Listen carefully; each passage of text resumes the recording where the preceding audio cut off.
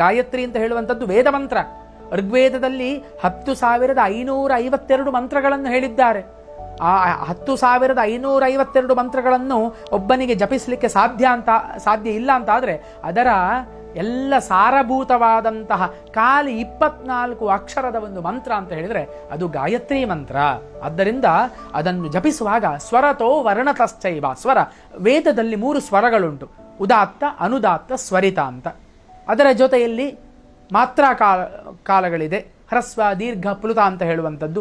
ಇದನ್ನು ಮತ್ತೆ ವರ್ಣ ಹೇಳುವಂತಹ ವರ್ಣವನ್ನು ಸುಸ್ಪಷ್ಟವಾಗಿ ಹೇಳಬೇಕು. ಸಂಗೀತವನ್ನು ಸಂಗೀತದ ಹಾಗೆ ಹೇಳಬೇಕು, ಮಂತ್ರವನ್ನು ಮಂತ್ರದ ಹಾಗೆ ಹೇಳಬೇಕು. ಎಲ್ಲದಕ್ಕೂ ಕೂಡ ಒಂದು ವ್ಯವಸ್ಥೆ ಉಂಟು. ಶಾಸ್ತ್ರದಲ್ಲಿ ವಿಧಿ ಮತ್ತೆ ನಿಷೇಧ ಅಂತ ಹೇಳಿದ್ದಾರೆ. ವೇದ ಮಂತ್ರವನ್ನು ಸಂಗೀತದ ಹಾಗೆ ಹೇಳಿದರೆ ಆಗುವುದಿಲ್ಲ. ಆದ್ದರಿಂದ ಇದು ಯಾರೋ ಮಾಡಿದ ತಪ್ಪಿಗೆ ಇವತ್ತು ನಾವೆಲ್ಲರೂ, ನಮ್ಮ ಇಡೀ ಸಮಾಜವೇ ಕಷ್ಟವನ್ನು ಅನುಭವಿಸ್ತಾ ಇದೆ. ನಾವೆಲ್ಲರೂ ಕೂಡ ಅದಕ್ಕೆ ಹೊಣೆಗಾರರಾಗಿದ್ದೇವೆ.